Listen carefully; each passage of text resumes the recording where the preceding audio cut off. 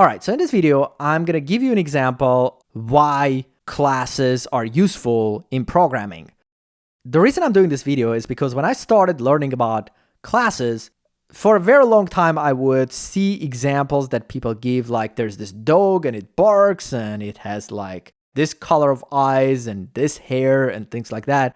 And I could never figure out why any of that is useful. So I will try to introduce you to classes in a way that will hopefully make more sense and make it more understandable why they could be useful. For me, it took a long time until I actually had a project where I had a real use case for classes, and that was the first time it clicked for me. So let's see if I can make this video in a way that will make hopefully more sense than most of what I've seen.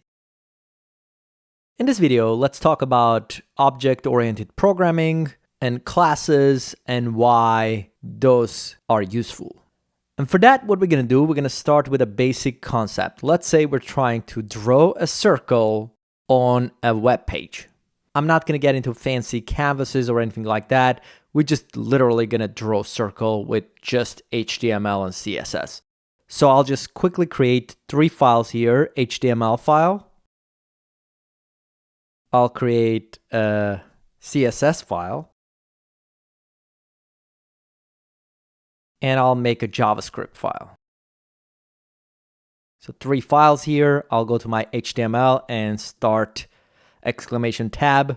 And I'll link here to that CSS file, style.css.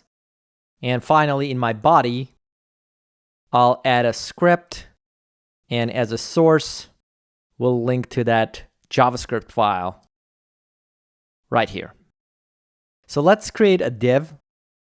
And this will be pretty much where everything is going to be happening. So let's just call this one class board or something. And let's just style this board class to give it some size, some background, so we can actually see it. So I'm going to go to style and take that board dot because it's a class. And we're going to set some width for this and height and some sort of background color.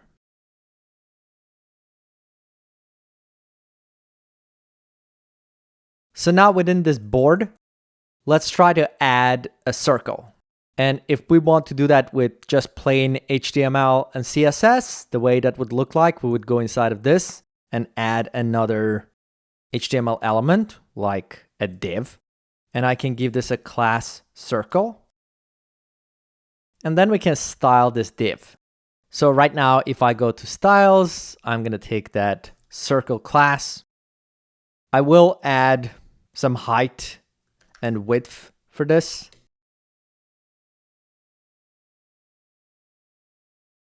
Some color. We'll do some border. So let's quickly just take a look at this and then we'll continue styling this in just a second. So I'll go to my HTML and I will open live server, click on this go live. So that's an extension for VS Code. But you can see, let me actually go 100% here. This is that area where we have our green box, and this is that circle. It's not a circle. As you can see, it's just a box. Now to make it a circle, we're going to add border radius for this. So we'll go back and to that circle, we'll add border radius. And if we add a little bit of radius, let's say 5 pixels, it will just do a little radius here in the corner. But if we go a lot higher, like 50% border radius, at that point, it will convert that box to a circle. So now we have this circle sitting inside of this. Now, if I wanted to move this circle within this box, I would go and make that box position relative. And the circle that's in the box would be position absolute.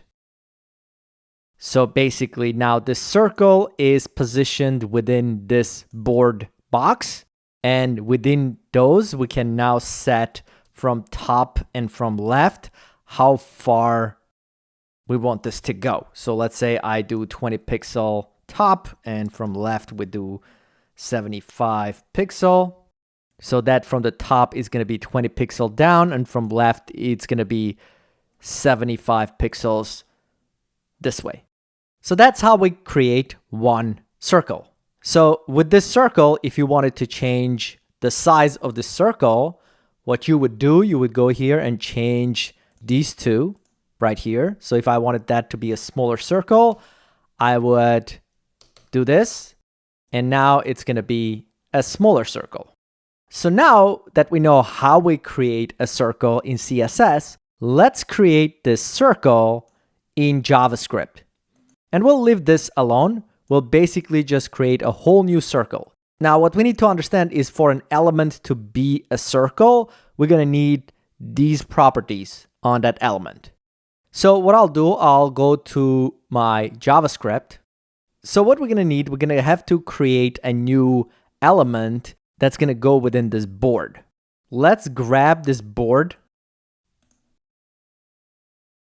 and we'll do that using document.querySelector. And we'll find that element with that class board. So let's start by creating an element. I'll call it circle. And that will be an HTML element. So we'll create an element, and that will be a div, similar to how this was a div right here. Now, I'm not going to add a class. I'll just add styles to that div. So we'll take that circle, and to that, we're going to have to add a bunch of styles. If we just think about those styles right here, it's going to be position, top, left, all these things here. So I'm going to start with that position, and we're going to make it equal absolute. And then I'm going to continue doing different properties. All of that should be within the style. Position, we need top and left. So let's go ahead and do that.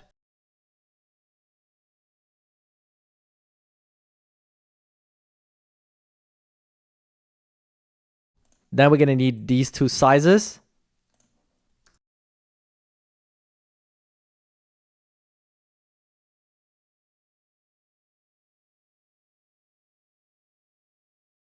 Let's see what else we have. So we got background color, border, and border radius.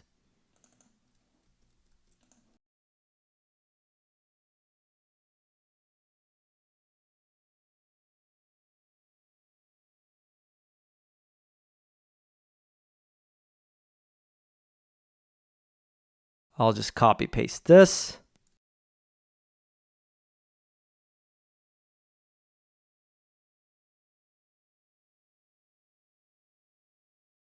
And that's going to be this 50%. So those would be all these styles I'm going to have to add to this circle element, which I'm creating myself. Now, for that circle to be someplace in our document, we're going to have to add it inside of this board right here. What we'll do here, we'll take that board and we'll do append child, and we'll append that circle within the board. So I'm going to save this. Let's go take a look. So as you can see, now we got two circles. One was the one that I did with HTML and CSS, and this one is the one that was built using JavaScript. So if I look inside of this, you'll see if I click on this, all of these properties here are basically inside of this style on this particular element. And you can see those are the ones I did with JavaScript. This one is working with that class circle CSS. Now at this point, if I wanted to add another circle, what I would have to do, I would have to grab all of this, and now I would need another variable like circle2 or something like that, and then change all of these to circle2, and then make sure this is circle2, and then change these values as I see fit. So maybe it should be in a different position like this, and it should be a different size. So if I save this, now we should have 3 circles, these 2 and the one we did with a style.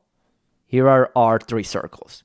Now you can see that now if I try to do a bunch of circles, I'm going to start having some issues with these circles because I'm going to have to create another variable like circle 3, then circle 4, then circle 5, then circle 6, then a bunch of them. And it's going to be very hard for me to keep track of all this code.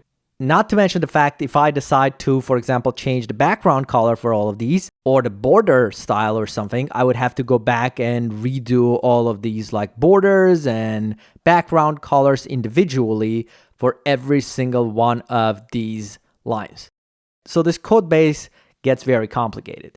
Now, what if we want to modify this circle? Maybe we'll have a button or something, and if we click on it, we'll want our circles to change in size or something like that. We would have to basically modify these 2 properties for circle and for circle 2. And to do that, let's actually add an event. And I'll add a click event to the whole document. So I'll just say wherever we click on the whole document, let's just run a function. And in this function, when we click, we want to change some things about this circle and this circle. So I'll take that circle and I'll take the style. And again, I'll have to modify the size of this circle. So let's say this one, I want it to be 60 pixel, which is basically half of this. And we need to also modify the height to be exactly the same. Let's make sure this is px, not xp. So this is for our first circle. Now, if I wanted to modify the second circle, that would be circle 2. And that would be this one, which is currently 20 on 20. So let's just make it really small, like 5 on 5. Save this. So we're still able to access this element and this element, as you can see here. So let's just save this, go back and take a look. So this is our original load. Now let's try to click someplace. And you can see when I clicked, these 2 circles changed. Apparently, they did change one way, but not the other. I want to go check what I did. Apparently, I didn't spell height correctly. Okay, so if I go back now and click, see those change in size. So again, now if I wanted to do 400 circles or something like that, this would make it very complicated to write this code. So to make it simple, what we can do, we can create a class, circle. And on this, we want to think about what are some things that are basically the same between the circles and what are the things that are changing in this case. So the things that are going to change is going to be these. The rest, we seem to repeat the same, assuming we want the same color. Obviously, you might want to have different colors too, and you could handle that. But we're just going to think about these 4 as our changing property values. And we would want those to be accepted when we create the circle. So we're going to do a constructor, which is going to be the function that's going to run when we basically instantiate a new object of this class. And here we're going to pass the properties we actually care about, which is going to be this top, left, width, and height. And I'm just going to call all of that props. We'll basically just send it here as an object. So what I'll do here, I'll just basically create an element and set all these things on that element. So I'm just going to grab all of this code, copy and paste it here. For right now in this constructor, that's fine. Just to explain you my next steps of how I want this to work, the way I envision this to work, I want to be able to basically just say const circle. Let's just call it another circle. And I want it to basically be a new circle. And here I want to pass an object like this, and that will have like top and left and size. And the reason I'm doing size is because these two are going to be the same. So I'll just call it size. So this is the way I want to basically create a circle. And this would be my HTML element. And then I want to add that circle to the board by doing another circle, add to board. So now I need this to happen. So first, let's do this. Now we're passing this top as 50, but here we need 50px. So what I'm going to do here, I'm just going to remove this. And in the beginning, we'll take props and do dot. And within those props, we're going to have this top. So top. And we'll add that px to it. So similarly, we'll do left. Remove it from here and do left, which will be this value, this 350. And finally, we need the size, which is going to be here and here. So this is going to be size, and this is going to be size 2. And we're going to remove 120. We'll just use whatever size is given to us here. So to attach this to this instance, instead of just doing const circle, I'm basically going to change this to this dot, and instead of circle, I'll just call it HTML element. So I'll make it generic like this, and we'll make it equals this. And then instead of circle here, we'll just use that this .html element to modify all these styles on this. And finally, below here, we'll create this add to board function. And basically what that is going to do is this part where we take the board and append child to it. So board is coming from here. We'll keep it like that. We should probably be passing the board here in some way instead of just having this variable hanging here, but that's fine. Instead of circle, we'll just add this .html element, which refers to this element that we create, that div. So I'm going to save that. Now let's go ahead and delete both of these circles here. And let's also just comment this for now. And let's see if this works. So I'm going to save this, go back.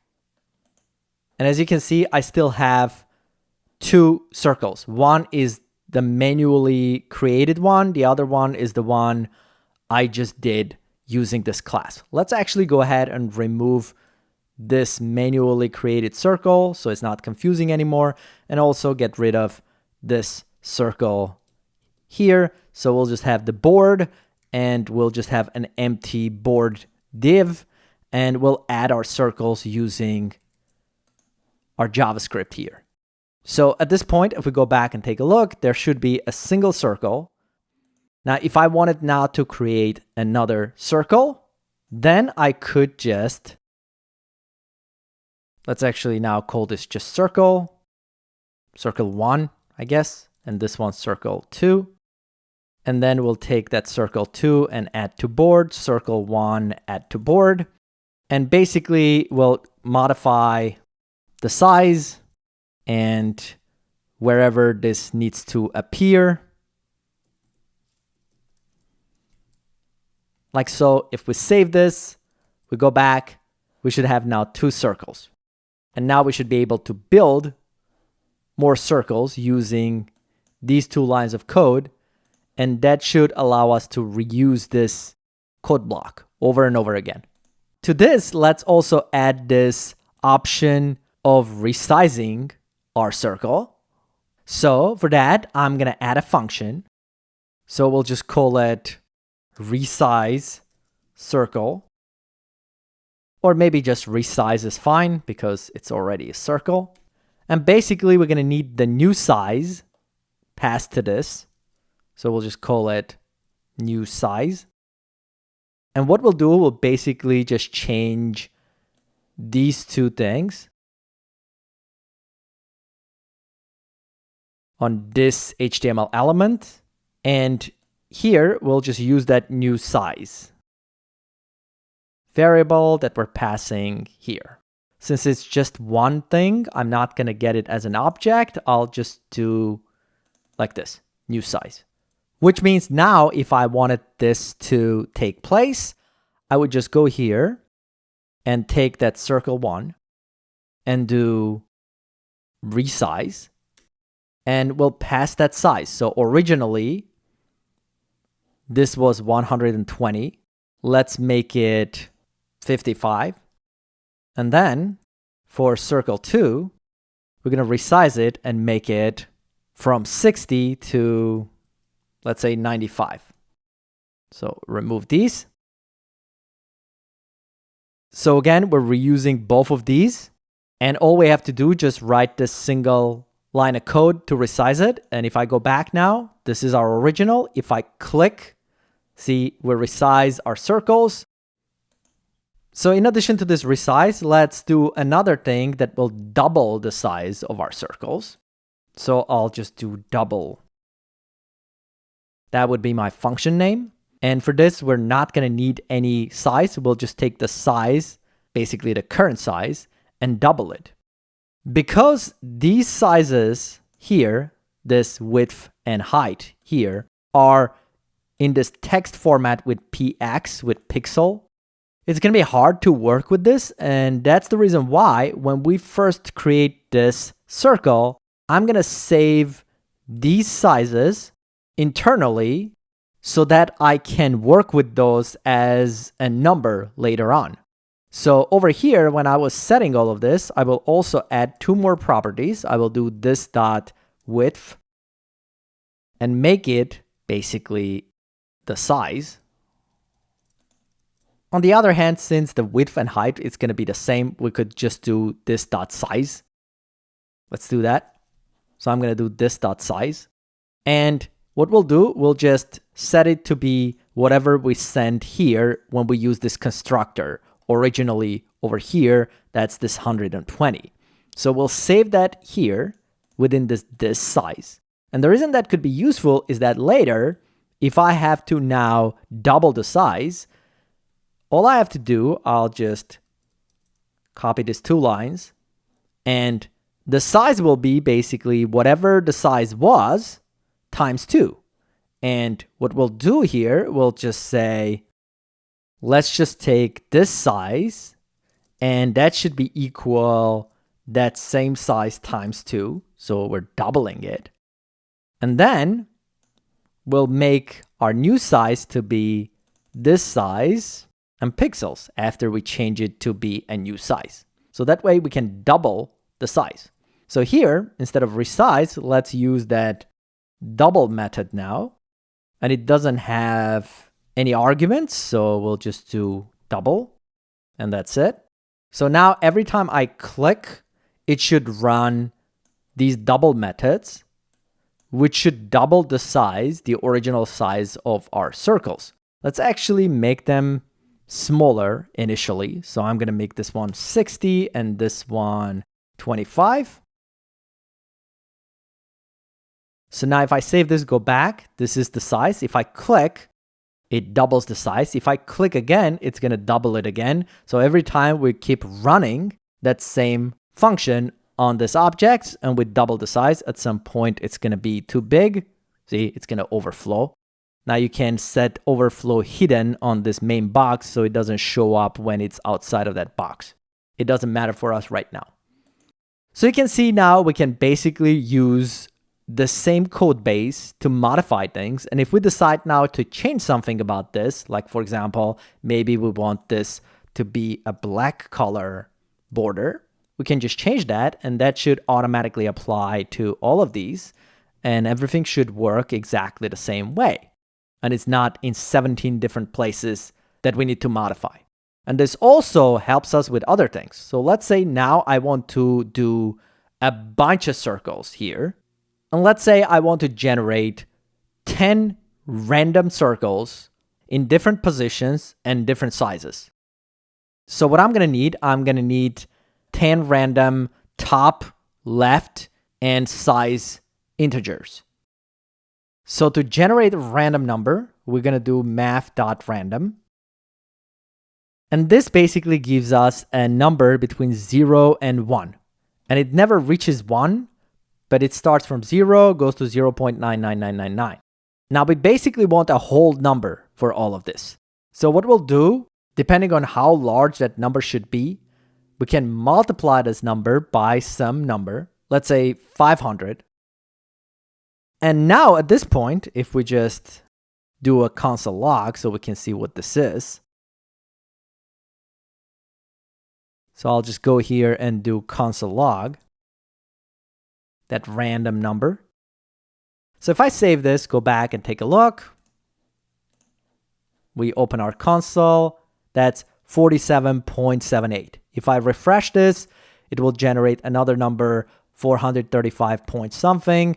So it's some number with decimal points. So I'm going to get rid of these decimal points by doing math.floor, and that basically rounds the number down to a whole number. So if I save this, go back and refresh, now we're going to get a number. Basically what's going to happen here, we're going to get a number between 0 and whatever this number was, this 500. So what I'm going to do, I'm going to create a function to generate a random number. And for this function, we'll basically just give it an upper limit. Let's call it random integer. And we'll grab this, put it in here, and instead of this 500, we'll use that upper limit. So we can pass whatever number we like. That would be now between 0 and this number with type. And since this is a function, we'll just return this. So this will allow us to reuse this function, generate random integer. So now, instead of this 50, I could have just used this generate random integer like this, and we'll pass a number here. What's the upper limit? So for top, I want my upper limit. So what was my board? My board was 700 pixels height. So let's do between 0 and say 500 or 600, something like that. So I'll just go here and do 600. And then for left, we can generate another number. Let's see. So it was 900. Let's actually change this to like 1200 or something. And let's go up to 1000. And then again, for size, we'll use that same generate random integer, and we'll go somewhere between 0 and 100 in size. So this will be one circle. Now this will be a random one, and this one not random. Now for size, this should never be 0. So let's add 1 to that generated number to at least have a size of 1 instead of having size of 0 circle. So let's try to test this and see how this actually works. So I'll save this, go back, and let's just reload. See, we have 2 circles. If I reload again, we have another 2 circles. One of them is exactly in the same spot. Here it is. See the small one. So as you can see, it basically just puts that circle someplace. Click, we can double the size of those. So we can now generate a random circle on this. Now, if I wanted to generate a bunch of random circles, now I don't have to do this anymore. What I can do, I can basically loop as many times as I want and basically build those circles. Let's actually remove these 2 for now. And what we'll do, we'll basically just create an array of circles. So we can store those circles in this array after we create them. And we'll basically just do a for loop.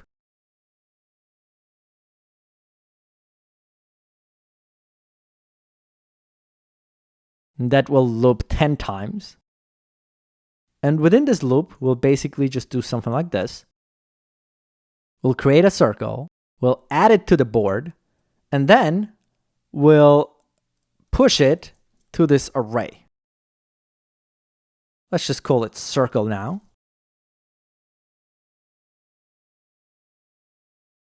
Save it. Let's go back and take a look. So as you can see, now I got 10 circles.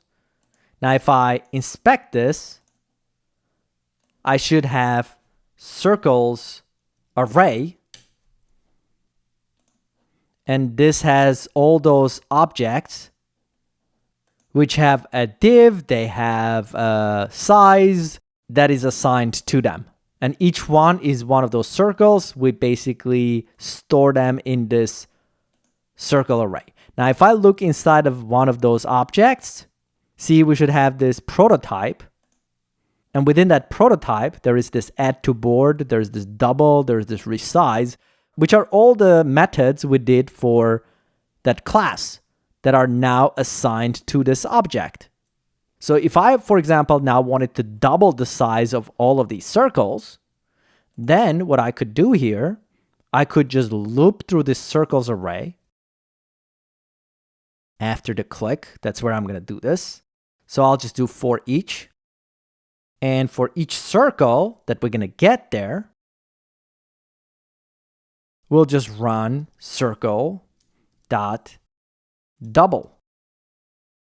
So this array is going to be this array of circles. We'll loop through all of those circles and we'll basically just double each one of those. Save this. Let's take a look. So if I refresh this, click, see all the circles double in size. And if I refresh, we get a whole new set of 10 circles. We click, they double in size. If I wanted to now create 100 circles, then I would just go here and change this to 100, save it, and we could just basically use all of this as is. So if I go back, see all here, randomly created with their sizes and their positions. So if I click, they will all double in size because that's what we assigned to our click event, to double all of those elements. Now, maybe we don't want a click event for the whole document to double all of these circle sizes. Maybe we want to add a click event to all of these circles. So when we click on the circle, then that circle doubles in size instead of all of them doubling in size. So for that, we're going to remove this. Well, actually, this whole thing. I'll just comment this. So what we'll do, we'll go back and modify the class.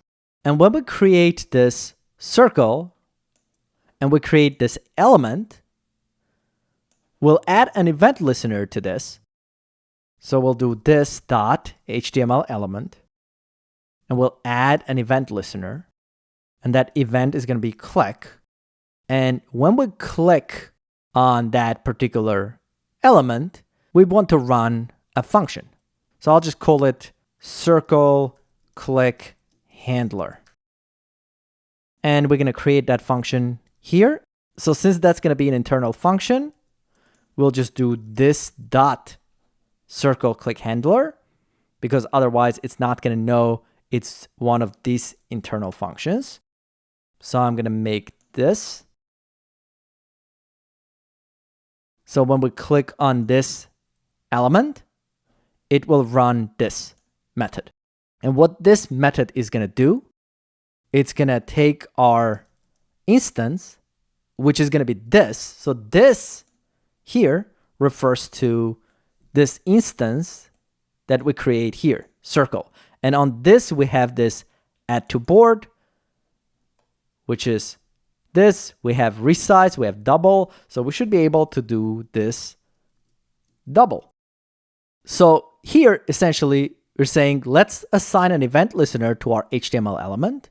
And if we click on it, we're going to run this circle click handler function, which is, since it's this circle click handler, it's going to refer to this. And this is just doing this double method right here on that circle. So now let's test this and see what happens. So I'm going to save this. So if we go back and take a look, see, these are our circles. If I click on one of them, nothing happened. Let's look at our log and see what it says. So it says, this dot double is not a function.